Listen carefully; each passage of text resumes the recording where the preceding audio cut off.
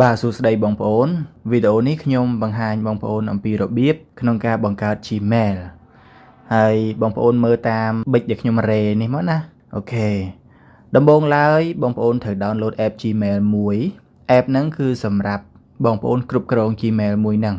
មានបញ្ហា login log out ប្រើផ្ញើលេខកូដអីផ្សេងៗហ្នឹងគឺប្រើលើហ្នឹងវាស្រួលហើយដើម្បី download វាបើបងប្អូនជាទូរស័ព្ទ iPhone បងប្អូន download នៅលើ App Store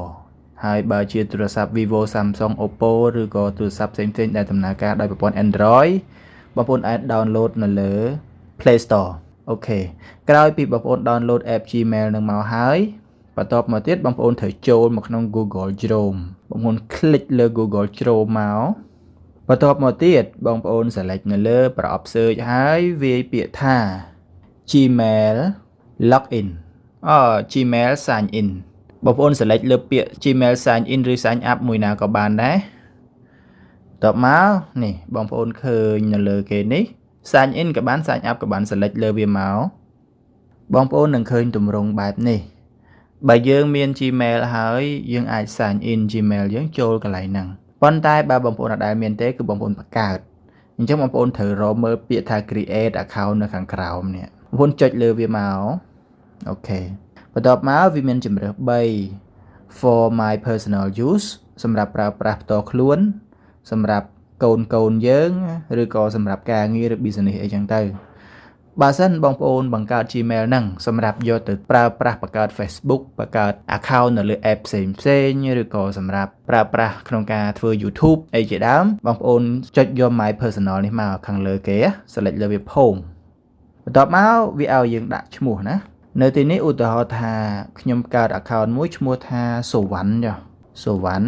អូខេអាហ្នឹងឈ្មោះដំបូងរបស់យើងណាហើយ surname ស្អីគេចកូលរបស់យើងណាឡុងចុះសុវណ្ណឡុងចឹងណាអូខេបន្ទាប់មក select next មកអូខេយើងត្រូវបំពេញ basic information គឺព័ត៌មានផ្លូវការរបស់យើងកន្លែងហ្នឹងសំខាន់ណាស់ជាពិសេសបងប្អូនដែលបង្កើត Gmail ហ្នឹងសម្រាប់ប្រើប្រាស់ទៅលើការបង្កើត channel YouTube រលុយលើ YouTube អញ្ចឹងកន្លែងហ្នឹងបងប្អូនដាក់ឲ្យត្រូវអត្តសញ្ញាណប័ណ្ណរបស់យើងគឺដាក់ព័ត៌មានពិតអំពីយើងណាអញ្ចឹងថ្ងៃទីប្រហែលយើងកើតថ្ងៃទីឧទាហរណ៍យើងកើតថ្ងៃទី10អូខេខែដែលយើងកើតខែ1ខែ2ខែ3ដល់ខែ12ឧទាហរណ៍យើងកើតខែ September ឬខែ9ចាឧទាហរណ៍ណាហើយឆ្នាំឧទាហរណ៍យើងកើតឆ្នាំ1991ឧទាហរណ៍ហើយភេទយើងត្រូវ select យកភេទឲ្យបានត្រឹមត្រូវមកបើយើងជាស្រីដាក់ស្រីមកបើយើងជាប្រុសដាក់ប្រុសមកបើយើងអត់ចង់បញ្ជាក់ទេអត់ក៏បានដែរប៉ុន្តែខ្ញុំ recommend ឲ្យដាក់ឲ្យចំមកប្រុសដាក់ភេទប្រុសមកអូខេបន្ទាប់មកយើងចុច next ខាងក្រោមនេះផុងមកដល់កន្លែងនេះវា recommend ចំពោះពាក្យសវណ្ណឡុងហ្នឹង available សម្រាប់អីខ្លះយើងអាចជ្រើសរើសយកសវណ្ណឡុង347ឬក៏សវណ្ណឡុង832ឥឡូវបងប្អូនយកអីគេបើពីហ្នឹងបងប្អូនអត់ពេញចិត្តទេបងប្អូនចុចពាក្យ create your own មកមានន័យថាយើងកំណត់ឈ្មោះដោយខ្លួនឯងហើយកតុយ Gmail របស់យើងគឺវាមាន @gmail.com ហ្នឹងស្វ័យប្រវត្តិអញ្ចឹងពីមុខយើងចង់ដាក់អីអញ្ចឹងដូចខ្ញុំដាក់មិញអញ្ចឹងខ្ញុំដាក់សវណ្ណឡុងសវណ្ណឥឡូវខ្ញុំចង់បានពាក្យសវណ្ណឡុង @gmail.com យើងចង់ដឹងថាតើអាចបង្កើតបានអត់យើងចុចពាក្យ next ចុចពាក្យបាច់អូខេពាក្យនេះបង្កើតអត់បានទេមានអ្នកយកពាក្យនឹងរួចហើយអញ្ចឹងយើងបង្កើតពាក្យទៀតថា official មួយទៀតចុះសវណ្ណឡុង official យើងចង់ដឹងទៅមុខទៀតអូខេពាក្យនេះអត់តមានគេយកទេអញ្ចឹងបងប្អូនត្រូវចាំមិញហ្នឹងដែលយើងទៅសេហ្នឹងស្អីគេបន្តមកទៀតយើងដាក់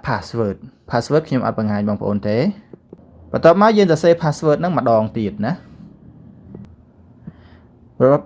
យើងវាយ password 2ជួរនោះឲ្យដូចគ្នាណារួចហើយយើងចុច next password ទី1ខ្ញុំវាយខុសខ្ញុំវាយម្ដងទៀតអូខេបន្ទាប់មកខ្ញុំវាយម្ដងទៀត password ទាំងលើទាំងក្រោមហ្នឹងត្រូវឲ្យដូចគ្នាណាបងប្អូន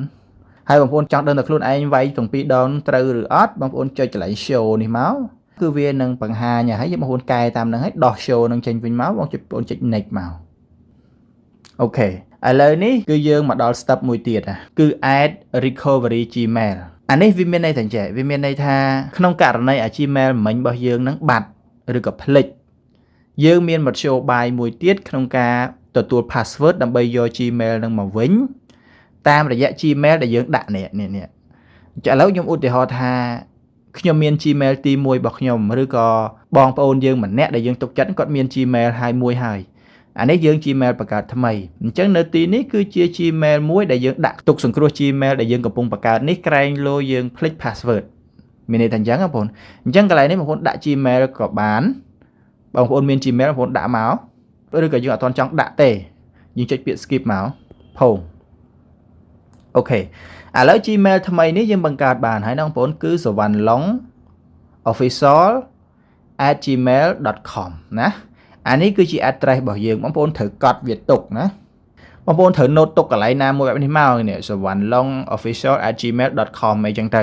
សម្រាប់បងប្អូនដែលមិនសូវចេះមិនសូវថ្នឹកនឹងអាការងារអស់ហ្នឹងបងប្អូន note វាទុកលើกระดาษទៅណាហើយ password ស្អីគេបងប្អូនទុកក្នុងกระดาษណាមួយក្នុងកាបូបលុយអីចឹងទៅ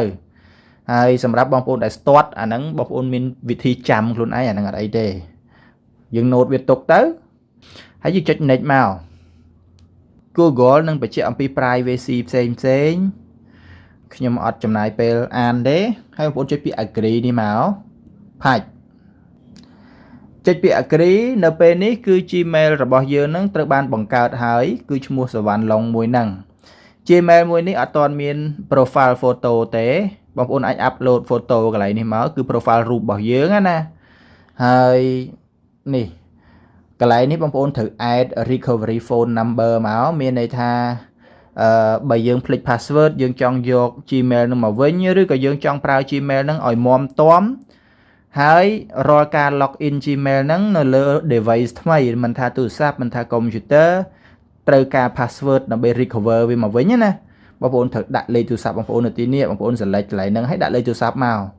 អញ្ចឹង Gmail យើងបង្កើតបានហើយប៉ុន្តែវាអត់ទាន់ strong ទេវាអត់ទាន់រឹងមាំនៅឡើយទេបងប្អូនត្រូវកំណត់លេខទូរស័ព្ទនៅទីនេះដើម្បី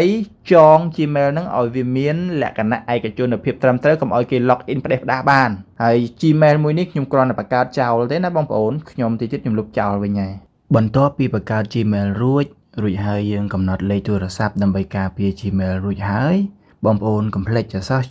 ងាកមកខាងដើមវិញគឺយើងយកអា Gmail ដែលយើងបង្កើតហ្នឹងដាក់ចូលនៅក្នុង app មួយនេះពីព្រោះមានកិច្ចការងារមួយចំនួនឧទាហរណ៍ថាយើងបង្កើត account Facebook ឬក៏យក Gmail ទៅបង្កើត channel YouTube វានឹងមានកិច្ចការងារខ្លះទៅថ្ងៃក្រោយដែលវាទាមទារ password ឬការ confirm ចេញពីអាមួយហ្នឹងអញ្ចឹងបានបងប្អូនបង្កើតរួចបងប្អូនយកអា Gmail មកដាក់ក្នុងហ្នឹងឲ្យហើយអញ្ចឹងណាបងប្អូន select លើហ្នឹងមកនៅទីនេះគឺខ្ញុំធ្លាប់មាន Gmail ដែលខ្ញុំបានដាក់រួចហើយប៉ុន្តែករណីបងប្អូនដែលធ្លាប់មាន Gmail សោះបងប្អូនអត់មានទម្រង់នឹងទេវានឹងទាមទារឲ្យបងប្អូន log in ណាឥឡូវករណីខ្ញុំចូលមកគឺខ្ញុំឃើញ profile ចាស់នៃ Gmail របស់ខ្ញុំមួយខ្ញុំចង់ log in អា Gmail ថ្មីមិនចូលអញ្ចឹងធ្វើម៉េចគឺបងប្អូនត្រូវចុច select ផ្នែកខាងលើខាងស្ដាំនេះករណីអត់ធ្លាប់មាន Gmail សោះវាអាចចេញទម្រង់ផ្សេងប៉ុន្តែក្នុងន័យបងប្អូនយកអា Gmail បង្កើតរួចតើ log in ចូលណាអូខេយើងចុចខាងលើផ្នែកខាងស្ដាំនឹងមកបន្ទាប់មកបងប្អូននឹងឃើញពាក្យ add another Gmail អញ្ចឹងណា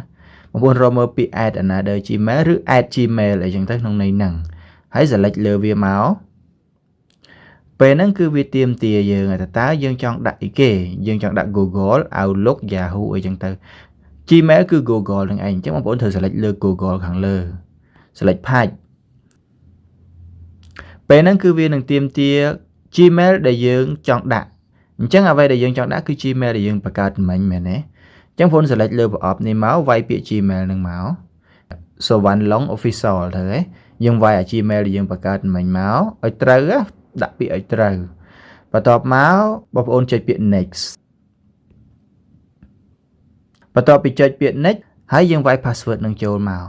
បន្ទាប់ពីវាយ password ចូលរួចបងប្អូនចុចពាក្យ next មកនៅទីនេះខ្ញុំអត់ចុចទៅទេខ្ញុំគ្រាន់តែចង់បង្ហាញបងប្អូនទេខ្ញុំអត់ត្រូវការប្រើ Gmail នឹងទេណាគ្រាន់តែធ្វើឧទាហរណ៍ឲ្យបងប្អូនមើលទេបងប្អូនចុចទៅវានឹងចេញទម្រង់បែបនេះបែបខ្ញុំបកមកក្រោយវិញនេះគឺចេញទម្រង់បែបហ្នឹងហើយនេះគឺជាសារផ្សេងដែលយើងមានការអីជាមួយ Gmail ហ្នឹងបងប្អូនចូលមកក្នុងហ្នឹងមកឧ ឧទាហរណ៍ថាបងប្អូន verify ស្អីមួយជាមួយ YouTube ឬក៏បងប្អូន verify password លេខកូដស្អីមួយនៅពេលដែលយើងបង្កើត Facebook គឺ Gmail របស់យើងហ្នឹងវានឹងធ្លាក់សារមកទីនេះហើយ